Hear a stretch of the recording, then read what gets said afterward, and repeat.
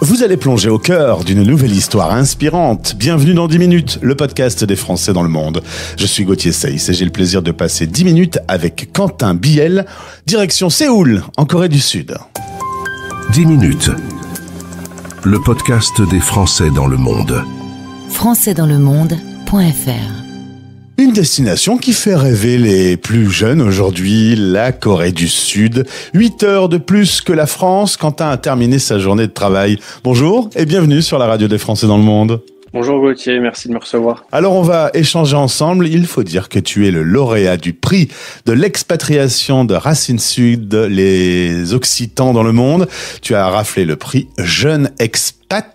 Il faut en profiter de ce titre, parce que ça dure pas éternellement. Ouais, effectivement, bientôt la trentaine, donc j'en profite.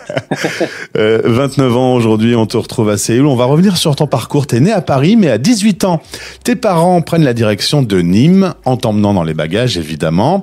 Là-bas, faire les études, c'est pas si simple que ça. Tu te retrouves serveur et dans un resto, tu rencontres un chef de secteur de chez Orange et en discutant un peu avec lui, tu décroches un apprentissage BTS de 2 ans. Tu te souviens de ce culot que tu as eu ? Oui, bien sûr. On a eu l'occasion d'en parler un petit peu avant, mais étant quelqu'un de très bavard, je me suis rendu compte que des fois, il fallait peut-être être un petit peu opportuniste. Et en parlant avec des clients qui ont pris leur temps pour manger, j'ai pu décrocher une pré-opportunité parce qu'il a fallu passer après tous les entretiens et les process classiques. Mais en tout cas, j'ai pu savoir que des apprentissages étaient disponibles proches de chez moi. Alors, à 21 ans, tu vas repérer une annonce pour travailler chez Apple, direction l'Irlande. Là, cette fois-ci, on déménage un peu plus loin. C'est en Europe, mais c'est quand même une nouvelle vie. Tu te souviens de tes premiers jours loin de chez toi ? Ah oui, je pourrais pas les oublier, puisque pareil, ça s'est fait un petit peu sur un coup de tête. J'ai tout quitté en un petit peu moins de 2-3 mois pour partir vivre là-bas et j'ai atterri en Irlande un jour avant la finale de la Coupe du Monde 2018. Donc je m'en souviens très très bien parce que je ne l'ai pas vécu en France. Et c'est vrai que c'était un chamboulement complet. J'avais jamais vécu seul de ma vie. Donc partir à l'étranger, en plus de ça, sans savoir les papiers, comment ça fonctionne. Mon anglais n'était pas forcément parfait non plus. Donc c'était vraiment l'aventure comme on l'entend. Bon, ça s'est plutôt bien passé. Tu vas gagner au sein de cette belle entreprise Apple un award de employé de l'année. Ils aiment bien ça, les Américains, des beaux titres. Tu arrives à travailler dans le domaine des réseaux sociaux. C'est des bons souvenirs, cette période-là. Oui, c'est vraiment des bons souvenirs. Je pense que ça m'a aussi appris beaucoup de choses. C'est pas forcément facile puisque c'est très processé dans les grandes entreprises comme ça. Mais j'ai énormément appris et aujourd'hui ça me sert toujours. Donc c'était très formateur. Tu vas un jour déposer un CV sur LinkedIn qui va faire un carton, 200 000 vues s'il te plaît. Et là tu es repéré par Dassault Systèmes. Oui, exactement. Alors à l'époque, je m'étais retrouvé un petit peu dans la situation inverse que les jeunes peuvent rencontrer. C'est-à-dire que souvent c'est nous qui cherchons un apprentissage. Et à ce moment-là, je me suis retrouvé de l'autre côté, c'est les gens qui voulaient me recruter. Et parmi les personnes qui m'avaient contacté, il y a eu cette personne, Jean-Stéphane de Dassault Systèmes, qui m'a vendu un projet. Et vraiment, ça me bottait. Donc je me suis dit, allez, pourquoi pas. Il m'a aussi laissé ma chance parce que je pense qu'il y avait d'autres gens qui étaient peut-être mieux que moi à l'époque. Mais en tout cas, il a vu un potentiel et j'en suis très reconnaissant. Quelques années plus tard, tu vas vouloir revivre l'aventure à l'étranger et c'est le VIE. On rappelle aux auditeurs comment fonctionne le VIE et quel est l'âge limite parce que ça, c'est une donnée importante dans ton cas. Oui, exactement. Donc le VIE, Volontariat International en Entreprise, c'est un programme qui est mis à disposition de tous les Français ou ressortissants européens qui sont âgés de moins de 29 ans et qui peuvent travailler pour une entreprise française où que ce soit dans le monde. Et moi particulièrement, c'était en Corée du Sud. Alors le 31 mai, tu es toujours chez Dassault. Ça se termine. Le week-end, tu fais tous tes bagages, tous tes cartons. Le mardi, tu es dans l'avion. Et le mercredi, tu débutes une nouvelle aventure. Tu travailles aujourd'hui en tant qu'assistant marketing chez Renault. C'est allé très, très vite pour un pays que tu connaissais pas. Oui, exactement. Alors, tout a été très, très vite puisque j'avais un contrat cadre à l'époque chez Dassault Systèmes, donc forcément j'avais un préavis à respecter.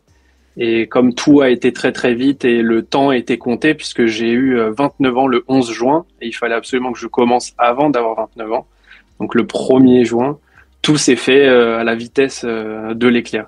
Alors Quentin, rappelle-moi un peu tes premières heures à Séoul. C'est quoi qui te surprend le plus? C'est quoi qui t'inquiète le plus? C'est quoi qui te fait le plus plaisir?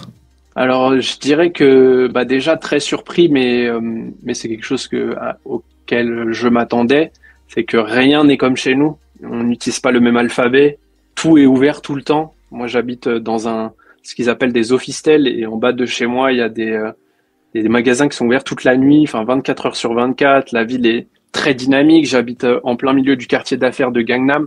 Donc c'est très très dynamique, tout va très très vite. Ça change un peu de ce qu'on peut avoir dans le sud plus particulièrement. Donc ça m'a vraiment beaucoup changé.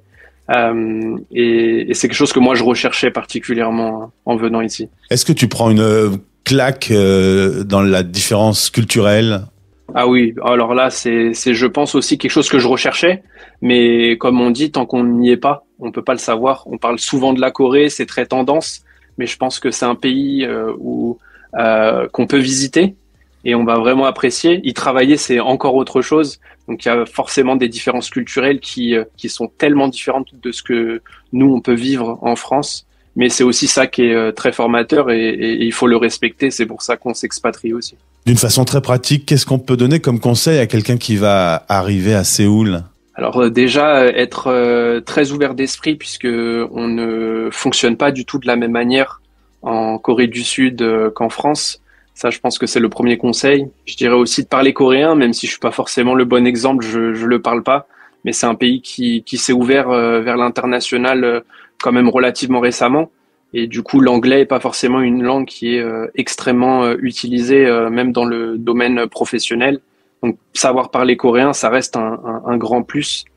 C'est pas impossible, mais c'est quand même fortement recommandé, je dirais. Et vivre tout seul là-bas, au bout du monde, loin de ta famille, tes amis, est-ce qu'il y a des moments, tu as des doutes, par exemple? Alors forcément, on a des doutes quand on habite aussi loin de sa famille. 8 heures de décalage, c'est vraiment pas rien, c'est difficile. C'est assez difficile aussi de pouvoir garder le contact avec ses amis, sa famille. Moi, j'ai une nièce, par exemple, qui est née quelques mois avant de partir à l'autre bout du monde. Donc forcément, maintenant, quand je vois des photos, c'est plus un bébé. C'est un bébé qui a grandi. Et ça, c'est des choses pour moi qui sont sans doute les plus dures, effectivement. Et puis aujourd'hui, tu gagnes ce prix de l'expatriation avec Racine Sud. Tu me dis, je prends facilement du temps pour répondre à des questions qu'on me pose justement sur pourquoi pas aller vivre à Séoul. Tu dis, j'aurais bien aimé que quelqu'un fasse la même chose pour moi il y a quelques années. Oui, bien sûr. Alors, je pense que le mentorat, c'est quelque chose qui pour moi est très important. J'ai toujours cherché de l'inspiration auprès des personnes qui m'inspirent tout simplement. Ça peut être des gens au travail, ça peut être des gens de ma famille. Mon grand-père, par exemple, sera mon inspiration de toujours. Et pouvoir aujourd'hui rendre un petit peu cet appareil ou permettre aux gens d'avoir ce que je n'ai pas forcément eu, c'est pour moi quelque chose de très important. Parce que donner sans compter, c'est savoir recevoir peut-être dans plusieurs années, qui sait. Mais pour moi, le bien attire le bien, donc autant le faire autant qu'on peut. Tu as dit ce prix montre que l'on peut réussir même quand tout me semble compliqué. Il y a des fois, tu as failli jeter l'éponge et revenir à une vie plus classique. Oui, bien sûr. Je pense que toutes les opportunités que j'ai pu avoir dans ma vie ont été liées à de l'audace, mais aussi du rebondissement. On parlait d'Apple, par exemple, mais la raison pour laquelle je suis parti vivre à l'autre bout du monde, c'est parce qu'on m'avait refusé, on m'avait promis quelque chose et du coup j'ai décidé de rebondir. La Corée du Sud, c'était un rêve que je pensais inatteignable et je me suis dit vu que c'est inatteignable, il faut le tenter et c'est passé. Dassault Systèmes et un apprentissage, c'est quelque chose, avoir un master, c'était quelque chose qui pour moi était impossible, donc j'étais pas forcément très studieux et pourtant je l'ai fait. Donc je pense vraiment qu'il y a pas de limite tant qu'on a envie, on peut tout mettre en œuvre et puis après advienne que pourra. Alors, si on résume, Orange, Apple, Dassault Systèmes et aujourd'hui Renault, comment tu vois la suite? Tu arrives aux portes des 30 ans, comme on le disait. Continuer à vivre l'international dans tous les cas? Alors oui, moi après, l'objectif c'est quand même de pouvoir continuer cette carrière que j'entame à l'international, en Corée du Sud ou dans un autre pays. Moi, je suis aussi très attiré par les cultures qui sont différentes de la mienne. Je pense être quelqu'un d'extrêmement fier d'être français. Je brandirai le drapeau bleu, blanc, rouge autant que je peux et sans aucun souci. Mais je pense que c'est aussi important de pouvoir s'ouvrir au monde et comprendre que on n'est pas tout seul sur cette belle planète et que voilà, pour moi, c'est important de pouvoir m'ouvrir et j'en apprends tous les jours et c'est ça qui me plaît. Eh ben merci Quentin pour ce témoignage. Félicitations pour ce prix. Juste une petite question indiscrète. Qu'est-ce qu'on mange le soir quand on rentre après une grande journée de travail? Eh ben c'est très souvent la même chose. Moi, mon frigo est toujours vide. Le pouvoir d'achat pour la nourriture ici est quand même relativement accessible. Du coup, je peux me permettre de manger au restaurant.